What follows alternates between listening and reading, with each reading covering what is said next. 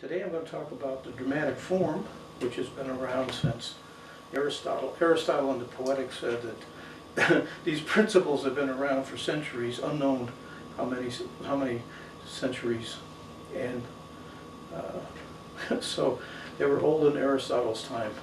Well, of course, this notion of the dramatic form is very ancient. Stories have been told in a dramatic form forever. We find folk tales and myths and so on from very ancient times are in this form. The one I'm going to talk about today, the story that I'm going to use as an example, Cinderella, appears all over the world in different forms, very closely related to each other, and I guess is continued to be sold and told today. And many Harlequin romances are Cinderella in another form. Okay, so the dramatic story is dependent on dramatic characters. And one of the things about dramatic characters are that they're well orchestrated. In other words, the main characters are far different from each other in temperament, intelligence, background, and so on. It makes for a far more interesting story. Orchestration is a very important element of fiction. So in my story, the main characters are the prince, who comes from a castle, is highborn, rich, and the other main character, Cinderella, is poor, sleeps in the ashes of the fireplace, and is poor. So they're well orchestrated. He's high in society, she's low in society. He's a very important person with a guaranteed future, and she's a nobody. So good orchestration. They're opposites. So where does Cinderella start? Well, when it's told in various incarnations, it's told that it starts in the world of the everyday. Well, in the world of the everyday, Cinderella has lost her mother. She's been living with her father, and she's been quite happy. And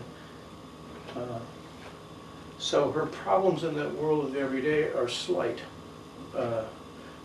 Cooking dinner, and she's taking over her mother's role, and taking care of the animals. And so then something happens in the world of the everyday to change it. And this change, when we're talking about the dramatic form, this change is called the inciting incident.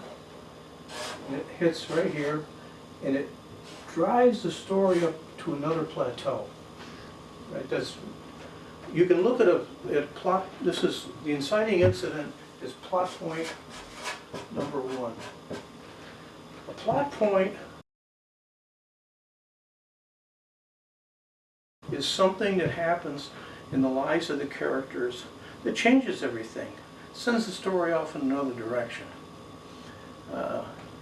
So what happens here, she's in the world of the everyday, pretty happy, struggling to keep up with the chores because her mother's deceased. When her father comes home with a wicked stepmother, this is the inciting incident.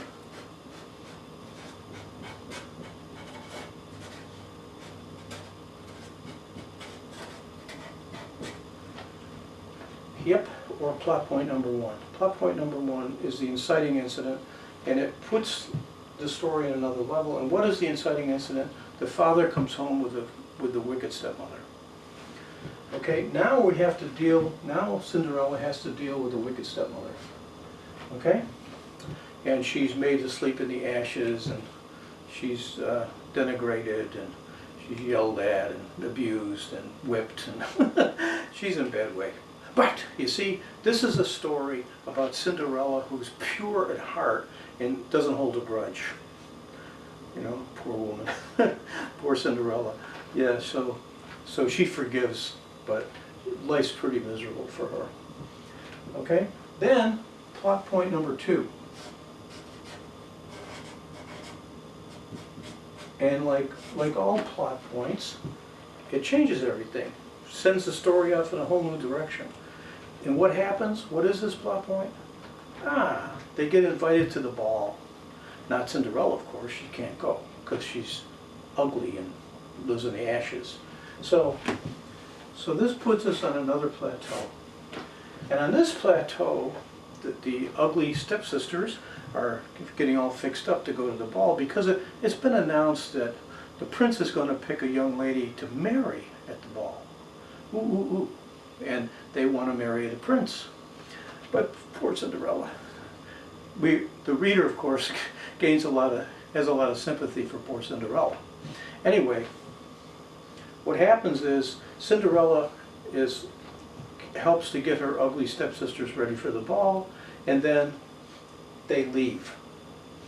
You know, the wicked stepmother and the ugly stepsisters go to the ball, and that actually is a plot point because that changes everything. And Cinderella is home alone. You know, poor Cinderella. She's got to scrub the pots while her sisters goes off to the ball. And then we get a major plot point. In fact, let's call that the plot point. Who knows? What are plot points and what are just incidents? But I'd say it's a plot point when they leave for the ball. And then right after there's a new plot point when the fairy godmother appears. Now, in an ordinary story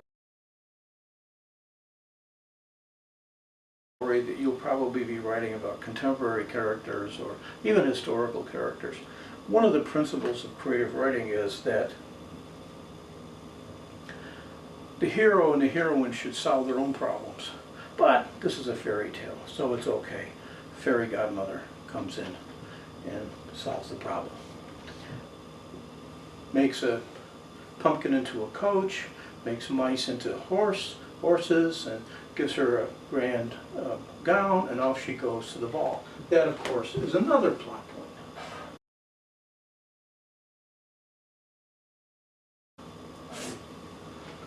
Now we're on the other plateau. She's told she has to come home. She has to leave by 12 o'clock because at 12 o'clock everything's going to revert to its normal state and she'll be sunk. But she gets all wrapped up in the ball, and she and the prince meet. Their eyes lock, their hearts beat fast, their faces go flush, they fall in love instantly, and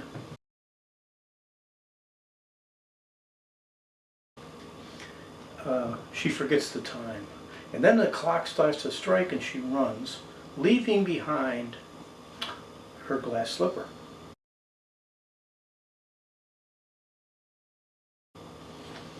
Okay, now she's at home and we're on a new situation. Each time there's a new plateau, you might say, there's a new situation. And this, you know, there's a plot point, everything changes. Now she's having fallen in love, having met the prince, having rushed away at night, lost the slipper.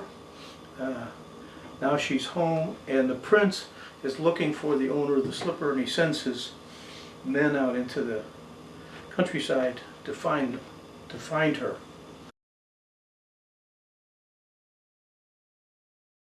Dum dum dum. Of course, we all know that the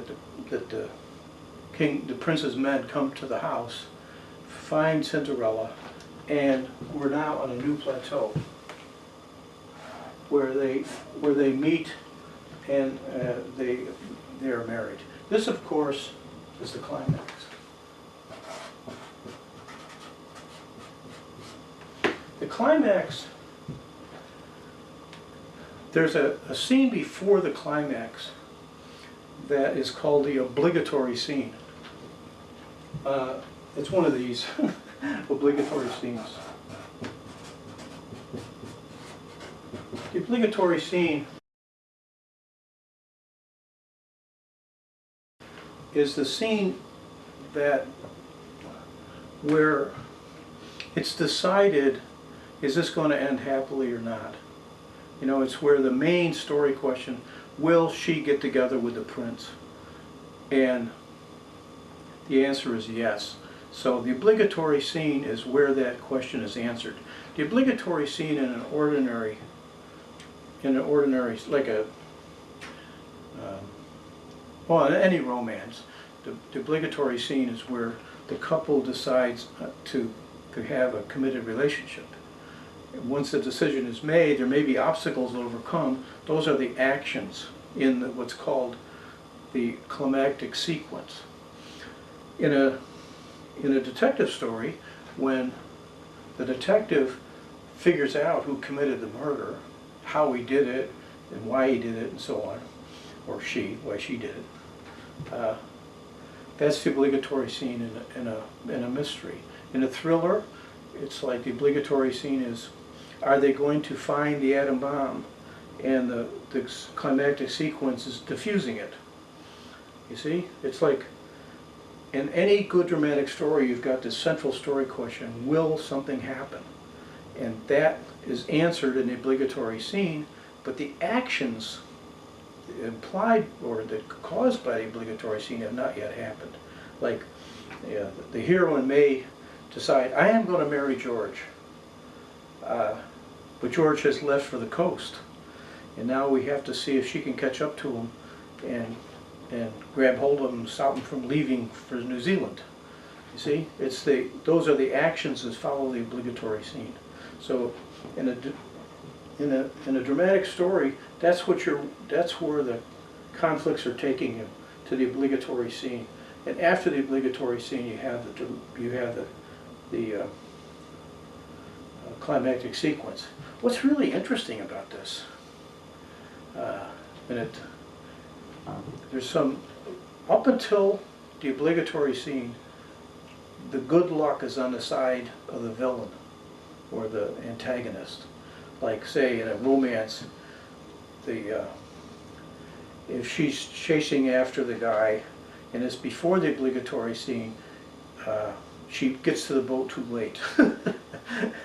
In other words, the obstacles are on the side of, like, her father, who's trying to prevent them from getting together.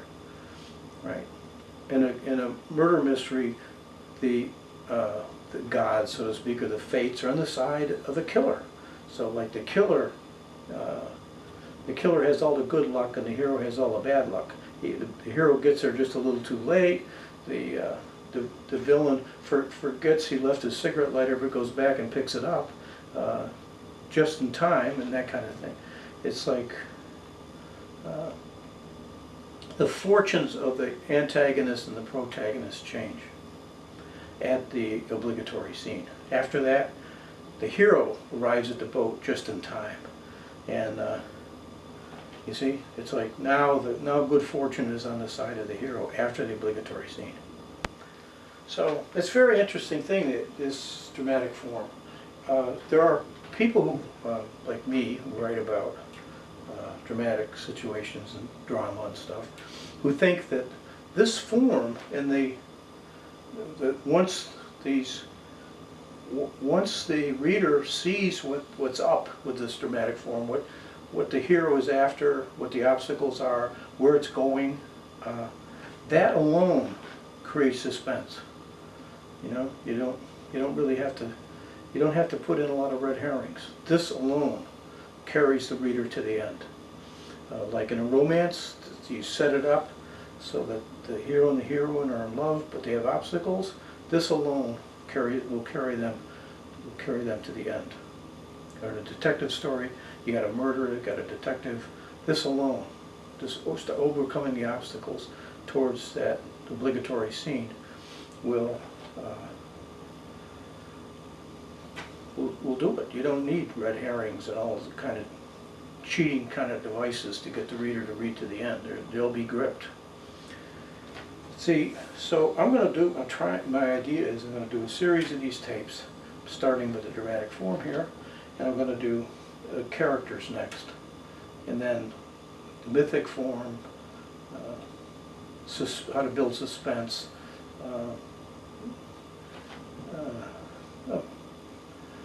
several different kind of tapes for teaching the craft of writing.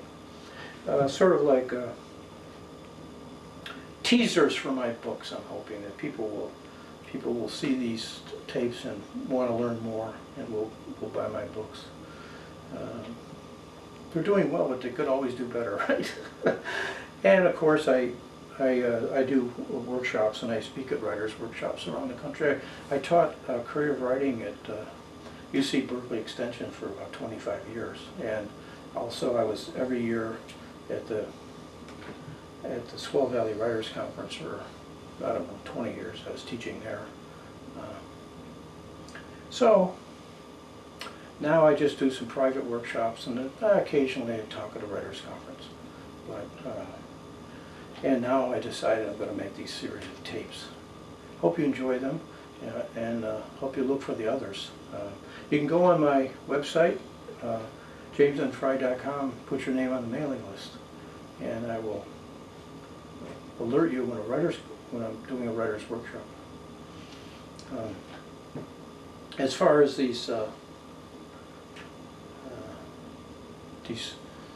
little discussions of craft, I hope to do 15 or 20 of them, so just keep watching YouTube. Thanks for watching this one, and hope to see you again. Well, hope you'll see me again. How about that?